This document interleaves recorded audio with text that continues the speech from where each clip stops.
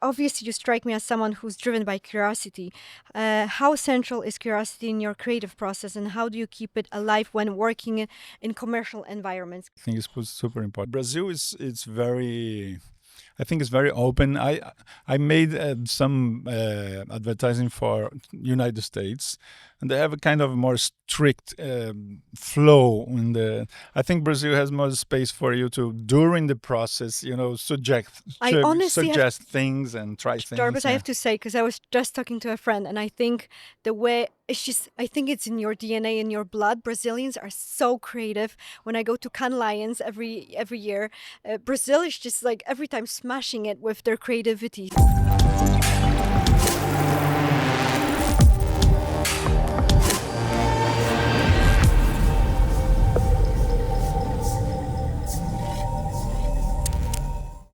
Hello, everyone, and we're doing our last interview today here at Imagination Day, the 12th edition. Just want to do a big shout out to our official partner, Papaya Films. And here with me, I have Jarbas, who came to Warsaw and literally was presenting I think half an hour ago on the stage. And thank you, Jarbas, for coming over. And I would Thank you. love for you to tell the audience who unfortunately hadn't had the amazing pleasure of being here today, because it was very entertaining, very beautiful, emotional. What you've done, I'm not gonna. I'll tease it a little bit. You're gonna explain what happened, but the people who couldn't be here today with us, just to tell them a little bit more about what you do and what you came to tell us today, or show us, or make us listen to. Yeah, no, for me it's a big pleasure to be here. I've been here on the second edition of Imagination Day, so it's like 13 years maybe. And it's really funny because one of the things I presented here was a continuation of one of the things that I showed 13 years ago, that continuation of Birds on the Wires. Mostly my speech, I tell a lot about of my experimentation with sound and with images, that I really love to experiment with synchronization. The name of the speech is Synchrony. And basically how I show the advertising, I'm an advertising director, advertising where I experiment in this field, and also personal work like Birds on the Wires and things that went out to the world, became viral and won awards, and was just like things I played at home with no budget, no big interest of clients, but just trying to do things with sounds and synchronize sounds and translate images into sound, translate sounds into image, and see where these things go. And it's funny because it has a big resonance with the audience. I tell a little bit about this in the beginning, I that think you're being very everything is modest. synchronized. I think you're being very modest. I think I would say that you've done an amazing work, and your work went really viral. To be very honest, you guys have to Google it. So could you tell just what it was, why it became, well, I mean, we don't know why it became viral, but it became viral.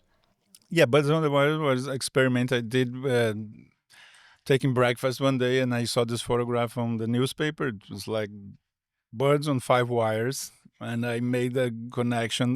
This looks like a musical score. And then I went to the piano and I played the music, of course, interpreting the position of the birds as notes. And then I asked the photographer for the original photograph, and I made a small video of it because I wanted the public to know my thinking, make it very simple to everyone to understand. And suddenly it was everywhere. Everywhere. I was being interviewed by NPR in the United States, of NHK in Japan or France and Germany. It was crazy. And there was this contest in YouTube. They were supposed to do every 2 years, but they did only once. It was called YouTube Play Guggenheim. They awarded the best 20 movies, 20 pieces of the world, and Birds was one of them. So I was invited to play inside the Guggenheim. It's a crazy dream-like true. situation. Dream come true. Yeah. It was the opening of the ceremony. I couldn't make no mistakes. No, it was fantastic. And then 15 years later, I was invited by the agency Africa and this company that it's electric energy company to make another version, but with photographs of birds on the wires from all over Brazil.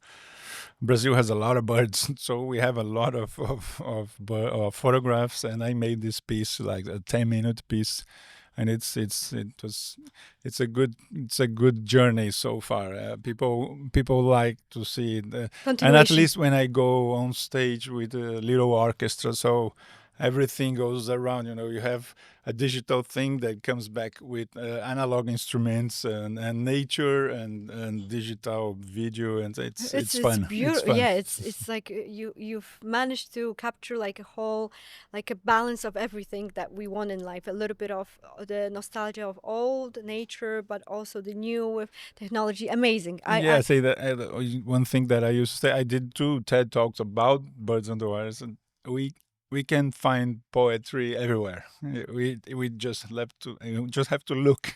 And that's my question, actually. So I wanted to ask you. So Birds on the Wires is a great example of turning an everyday moment into music. How do you train yourself to notice beauty or possibilities in things that most people overlook? Do you train yourself, or is it a gift?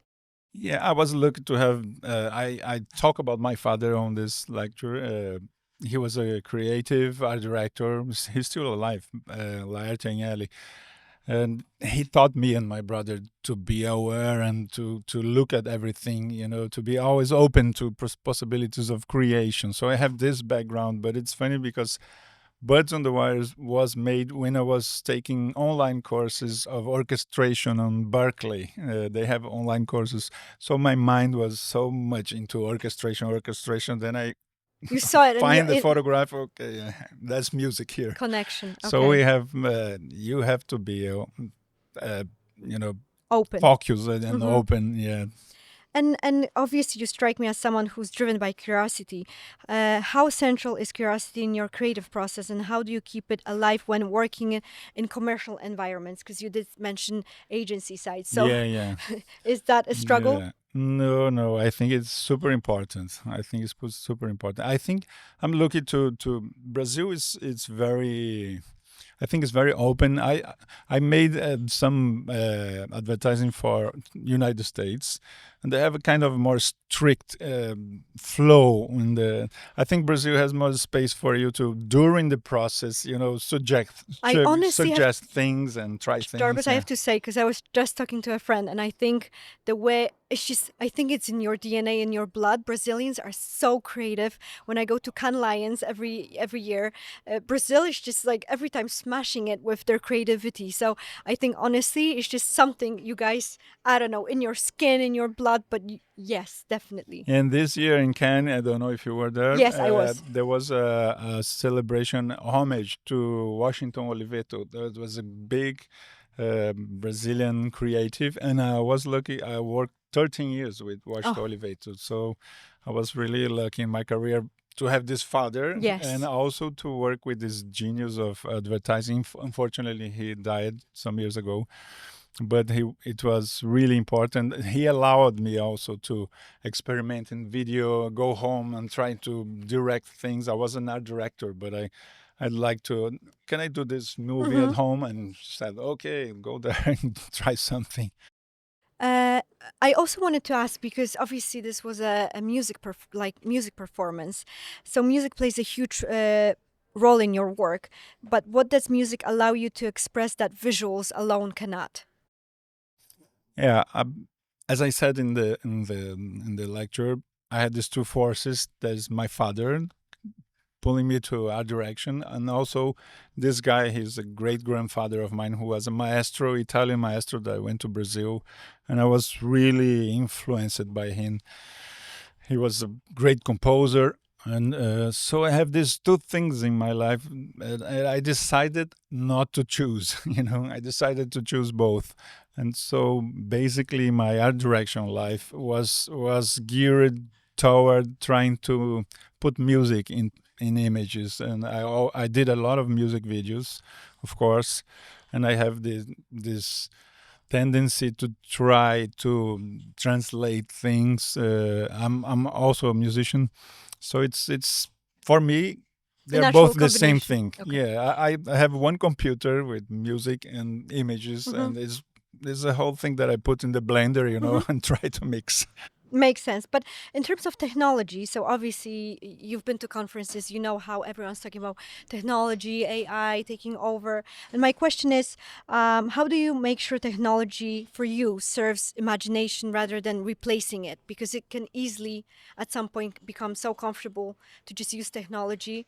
So how do you again try and are you trying to stay away from it, think about it? I don't know. It's just how are you seeing a big danger in terms of technology grabbing Oh, more, or is yeah, it I opportunity? always embraced technology. I was a kind of a nerdy guy, but I was lucky to have my beginning in watercolor, in gouache, in oil, and drawing. That's my father's side. And when So I great begin, foundations. yeah, exactly. I started in analog, playing piano, bossa nova, and jazz.